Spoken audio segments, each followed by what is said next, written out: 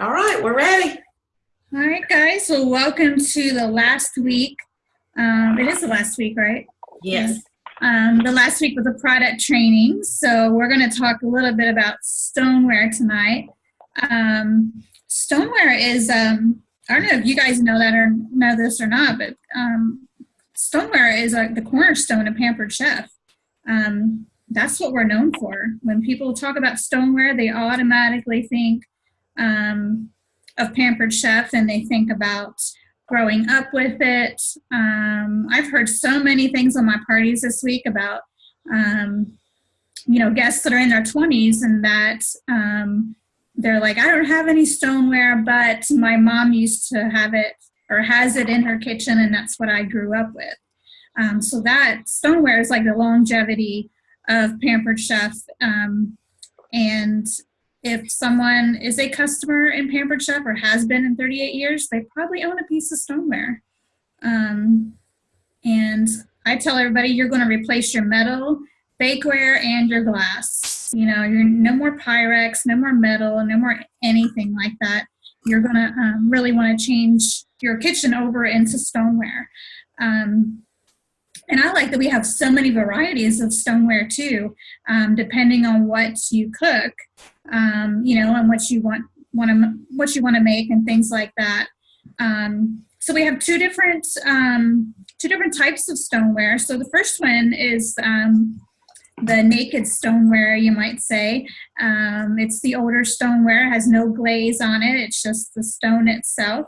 And it comes in lots of varieties. I think our most popular ones are the large round pizza stone and the large bar pan.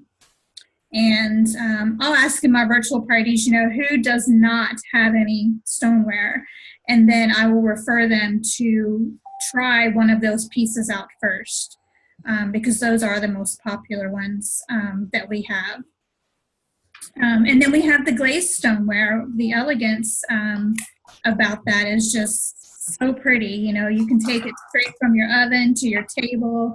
You can serve on it, like that new chip and dip tray. I love that because, yeah, you can bake on it and make like a taco ring, but you can also serve veggies on it or chips and dip, and just use it as a serving tray too.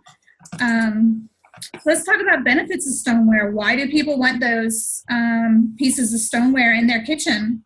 You guys want to throw out some benefits of stoneware?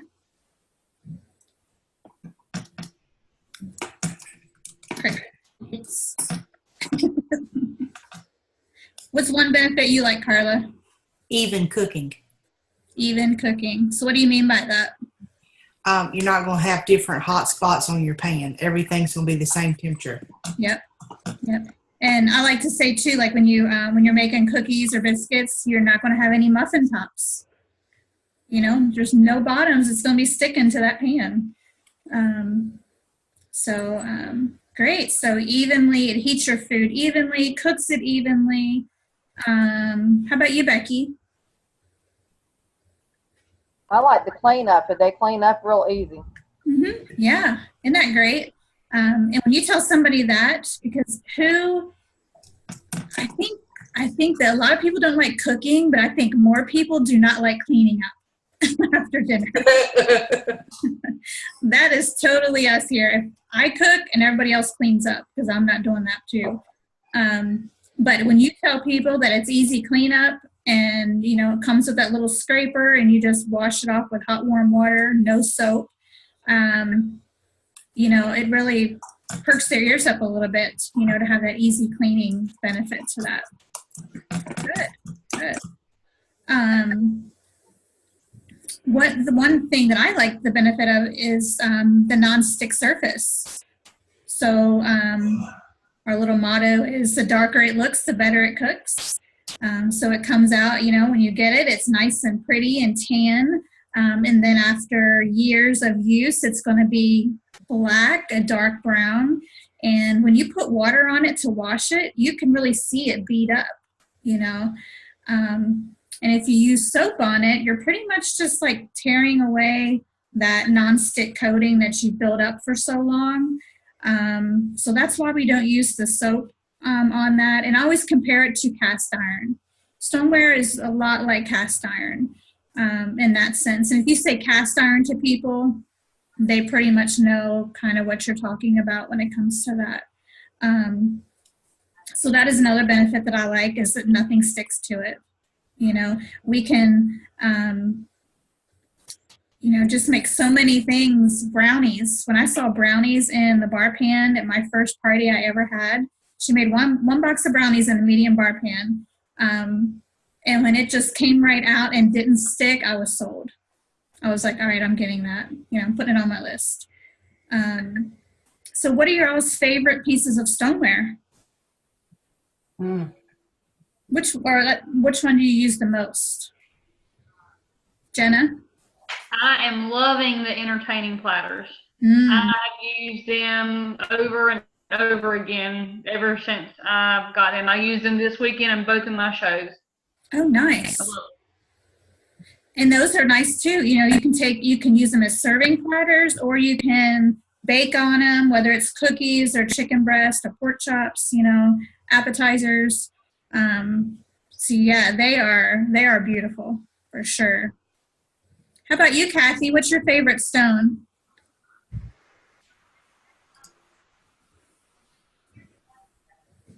You still with us, Kathy? I like your Ridge Baker. I like your Ridge Baker. The Ridge Baker. I like that one too. I share that. I tell people, you know, when you look in a catalog and everything, you're going to see that it is shown with bacon to make in the microwave, but I really use that every time I make meatloaf.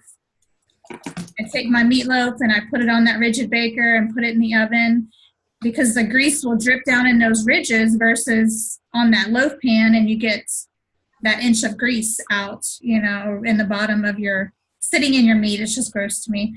So I like the rigid baker for that. And it's good for people that are cooking for 1 to 2 people. They can put 2 chicken breasts on there. You can use it for meatballs, baked potatoes, you know, things like that. One of my favorites is, I mean, I love them all, but I like the round white stone. That one is one of my favorites. And I like it because I like the pizza stone because of the big surface area, but I like the white handles. And I like the rim around it, so that if I have any liquids on there from any meats, they're not going to go off onto the oven floor and cause a huge mess. So that is one of my favorites. Any questions about stoneware? Or do you guys know what the warranty is on stoneware? 3 years. 3 years, yep. Have you ever been to a party and someone's like, I thought stoneware was lifetime warranty? Yep. I was at a party the other day. They said that. Really? We have no. Sometimes people think everything we sell is lifetime warranty. Mm-hmm. And I'm not sure that anybody told them that, you know. I think sometimes they just assume. Yeah. I hear that more when I was doing like live shows. You know, people would say, oh, the stoneware is lifetime warranty. I don't know where they got that at, but it's never been lifetime warranty.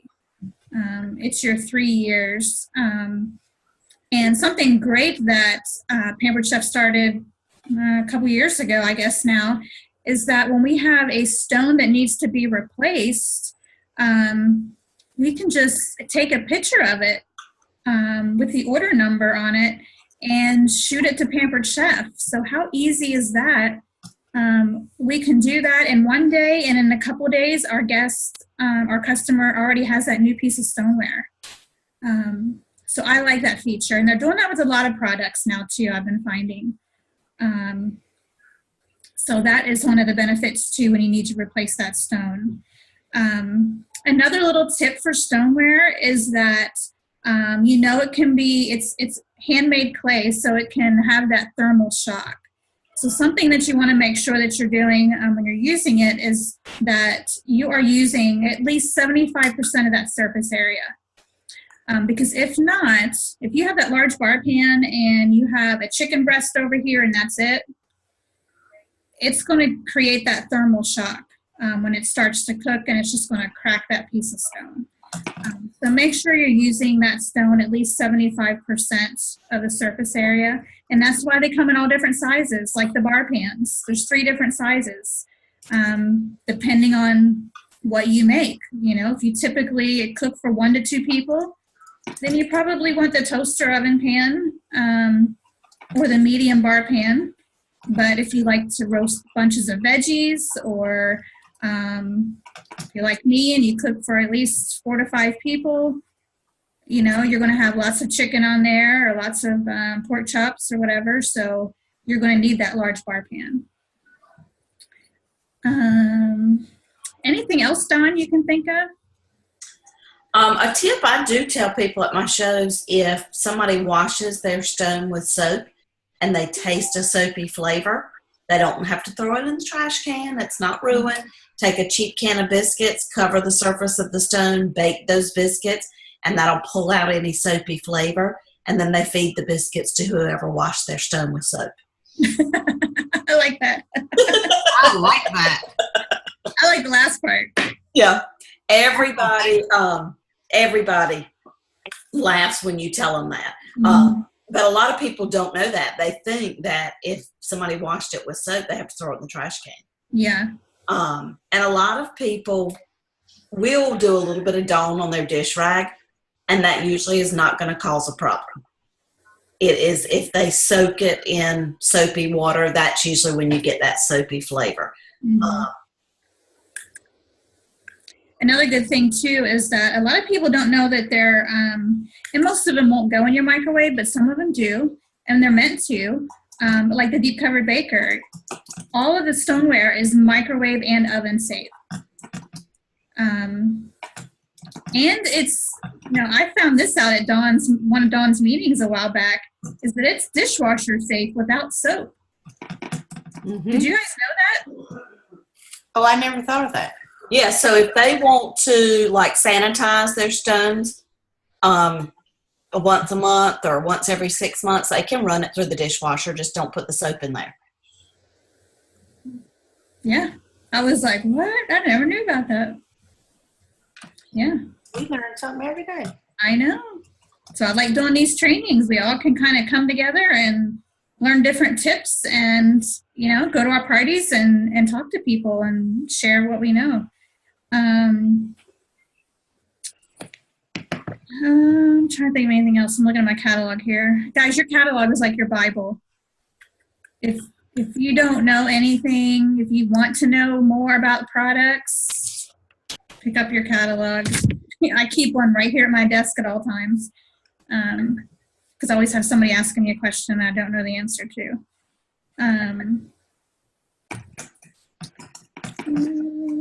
I think that's pretty much it.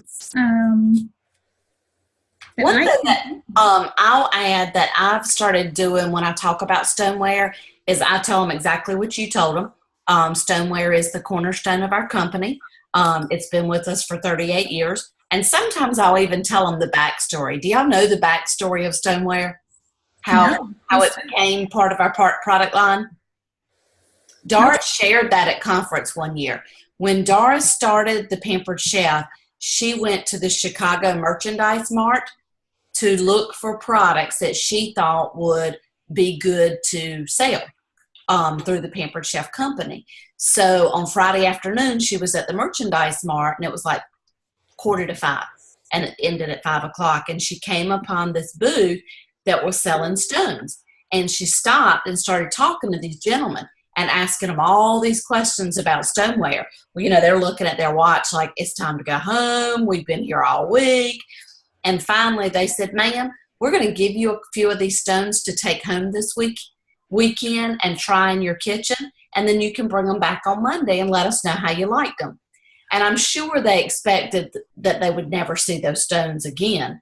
But she used them all weekend, and she went back on Monday, and she told them how great those stones they were selling were. And that's where stoneware started in our catalog. Wow. I know, isn't that cool? Mm-hmm. So I'll kind of tell them again that we started with the unglazed stoneware. Yeah, your cheeks are really red. They are, aren't they? Yeah. Yeah, I thought you were blushing over there. No, I don't know. All of a sudden, I could see my face like lighten up, and I'm going, "What is wrong with me?" But I do tell them that stoneware has had to kind of change the way it looks and acts over the years because people's personalities have changed. Used to 38 years ago, people wanted quality food on their table, and that was number one. Then people began to want something that was going to be pretty. When they took it to the table, they could take a pretty dish to the table, but still have that good cooking quality. And today, people want it to go in the dishwasher. So Pampered Chef took our stoneware and took it another step so that it is now dishwasher safe, but it's still oven safe to 450 degrees. So that you're kind of selling all three sets of that stoneware. Even though each one is different, it still is a part of one big collection. And I think anytime you're selling collections, you are enticing people to start a collection. And why is that a good thing? Why is it good to sell collections? Return customers. Return customers. Because usually if you collect something, you don't say, I'm going to collect teapots. So I'm going to go out today and buy every teapot I can find. You buy one here and one there and one there. So it keeps those customers coming back again and again and again. And then I like to point out the sets too. And a word that I use at my shows is anytime you see the word set in the catalog, that means sale. So those of you that like to sell, like sales, look for all the sets in our catalog. Like the entertaining stoneware set or the stoneware starter set.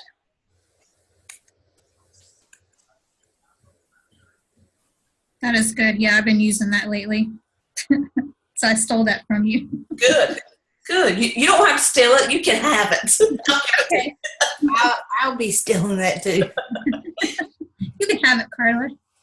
How about recipes for stoneware? Does anybody have a specific recipe that they like to use to show off stoneware?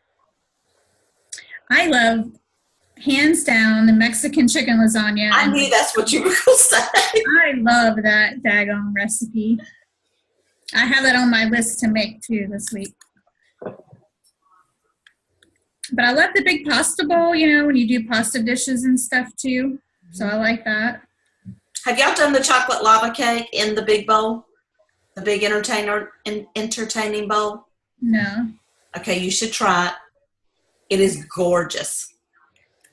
It fluffs up perfectly in that bowl. And when I do like half a can of frosting over the raw, and then when it comes out, I put the other half of the can in the microwave for 30 seconds and pour that over the top so it like frosts the top, and then make whipped cream to go with it.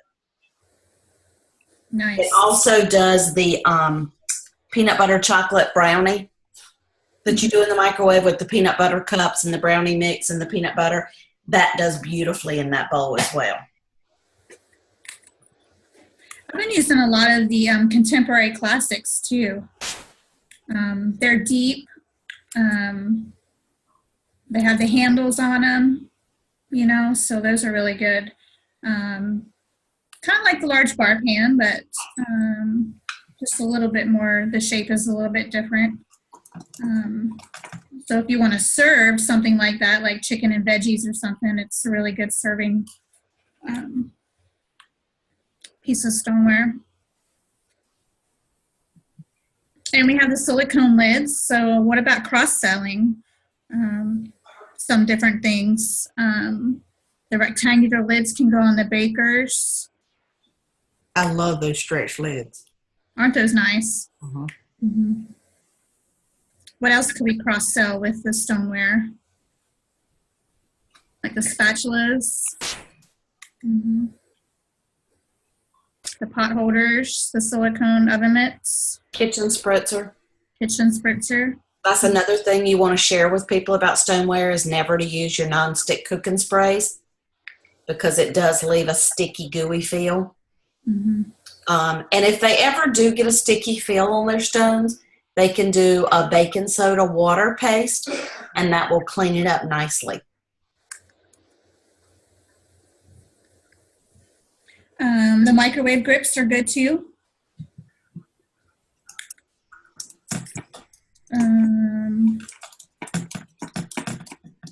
Yeah, any like the nylon utensils is good for those, and the spatulas. I think there's anything else. Pizza cutter. That's a good one. So I would say, how do we use stoneware to book parties?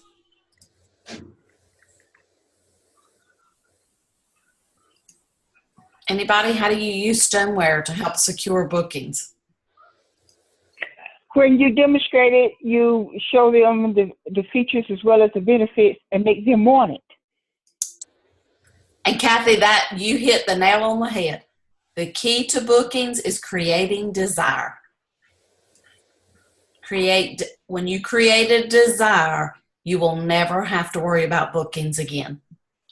Perfect.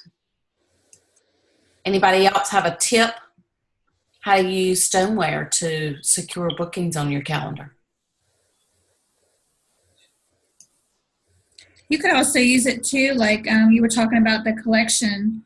You know, when you have your party, and then when you have your friends book a party off of yours, you can choose, you know, if you have 5 people to book a party off of yours, you can get 5 of those at 50% off.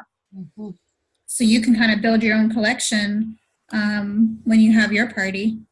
After your party's even over, you can keep building onto it.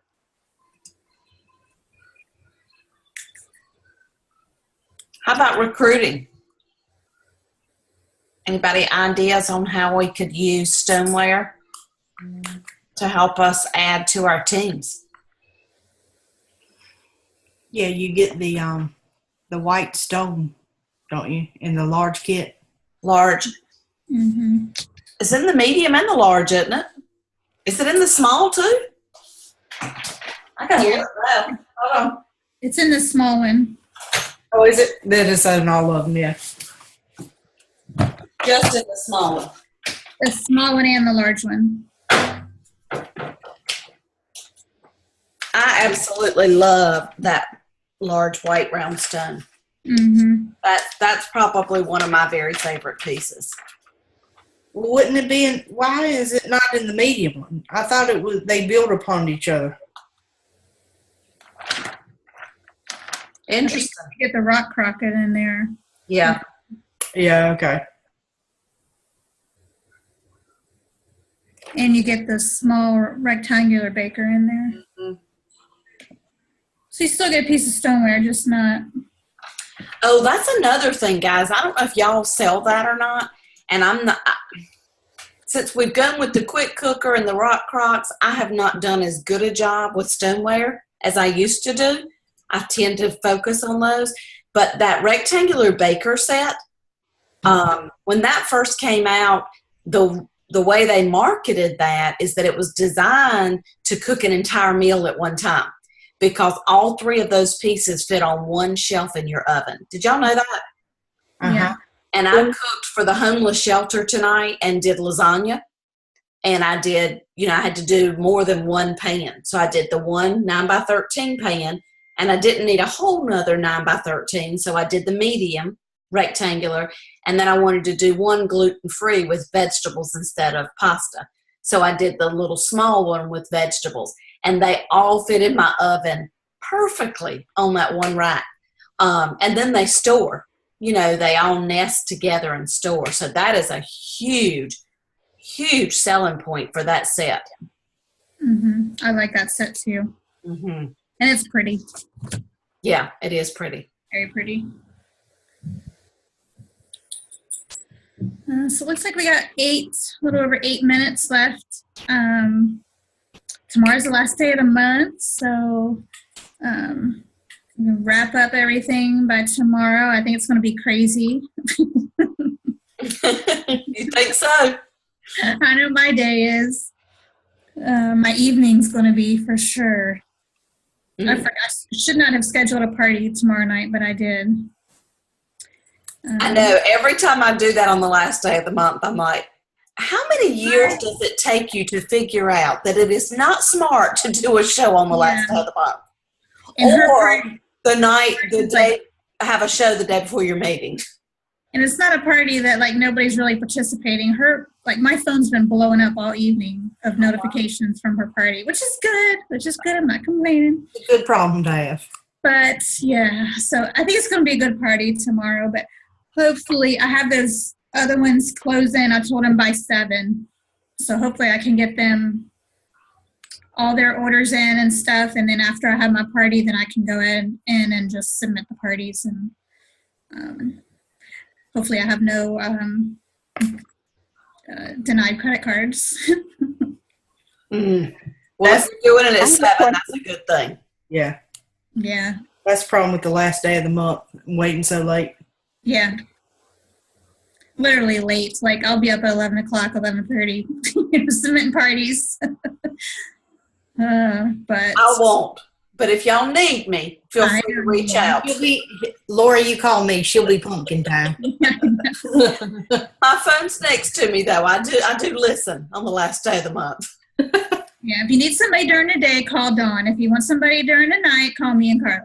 Right. If you need somebody at 5 a.m., I'm your girl. Yeah, early in the morning. That would not be me and Lori. You ain't catching me. Hey, did you jump out of bed this morning? This morning? Oh, yeah, we had a failure to launch this morning. I overslept. No alarm. And I got up at 8:03. What happened to your alarm? I don't know. I told you to change the time on your alarm and it messed you all up. Messed me all up. I'm sorry. That's it. I'll keep my mouth shut. I still have a job. I'm not worried about it. Okay, good. I don't think they're going to get rid of you over that. Oh, my. I have a question. Yes, ma'am. How do you when you ask about the 2 large stones, the Whiteman and the one for the rock crop, how do you compare them? Except for the fact you talk about them being fired at different temperatures and one have this different places it can go as compared to the other. What else do you say? Kathy, that would be my main thing, except that the rock crock one can go in the dishwasher. So if they're looking for something that can clean up in the dishwasher, and if they want the versatility of being able to take it out to the grill, the Stoneware is not grill safe, even though I know some people use it on the grill. It's not recommended that you use it on the grill, but the rock crock is okay on the grill. So that would be what I would talk to them about. So it's really personal preference on how they're going to use it. And also a look. It's 2 different looks. Good question. Mm-hmm. Okay. Thank you. So guys, next month, is there anything that you'd like some training on in May? We're doing a director meeting on Wednesday.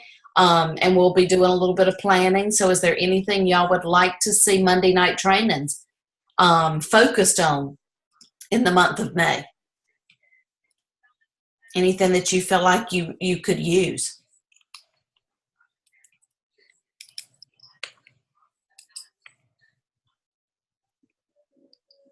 We know it all. Okay, that's good. Let's go. Yay team. Well, since they can warm the ice cream maker would be a good thing too. You've probably already done it, but I missed it. So nope, we've not done anything. And we definitely could do like summertime. Summer products. Mm-hmm. Okay. Yeah, depending on what comes out Wednesday. Yeah, Disney products. That is interesting. No, that's exciting. Yeah, interested to see what that's all about. Did you see what he was eating, though? No. Did you pay attention? I did not. What was he eating? I did. Yeah. That's one of the products, I'm sure. What was he eating? Pancake. Yeah, he was eating a pancake, but it was shaped like Mickey Mouse. Oh, so Mickey Mouse pancake mold. I think it's more of a Toy Story because I thought it was Mickey Mouse to begin with, but I think it's a Toy Story It character. didn't quite look like Mickey Mouse. It Oh, kinda- really? Because I thought it was Mickey Mouse to begin with too, Lori. Yeah. Then I went back and looked, and it's more like a Toy Story character, I think. Well, he was definitely dressed like a Toy Story character. And Disney and Pixar. Yeah, you're right. So, Good job, Carla. girl, I get paid to look at you. I was going to say, we got detectives in our midst. That's what I do for a living. And that all went right over my head. Other than him wearing the cowboy hat, I thought about Toy Story. Oh no, I was looking in the room. I was. No, I saw him chewing something, but I thought, well, now that was rude. He's doing a video and he's eating. That was your hint. Oh my goodness, what are we gonna do with you? I know I look gray, but I'm really blonde. All right, guys, I think we're getting ready to get cut off. But we're around if you need anything tomorrow. Lori, thank you for training us up on some stoneware. Sure. All right, y'all be good. Thanks for coming on tonight. Yeah. Thanks, Becky. Thanks, Kathy. Take care. See you later. Bye, Bye, guys. guys. Hello. Hello.